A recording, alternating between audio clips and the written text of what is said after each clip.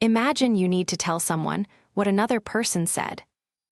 Today, you will learn reported speech with said that, with useful sentences you can say in real life. The pattern is simple: use said that plus the reported message. Notice the keywords, then add your own detail. Here are 3 examples. She said that she was tired. He said that the meeting was at 10.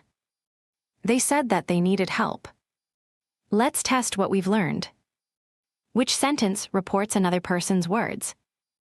Option 1. She said that she was tired. Option 2. She says tired. The best answer is, she said that she was tired. Use said that before the reported message.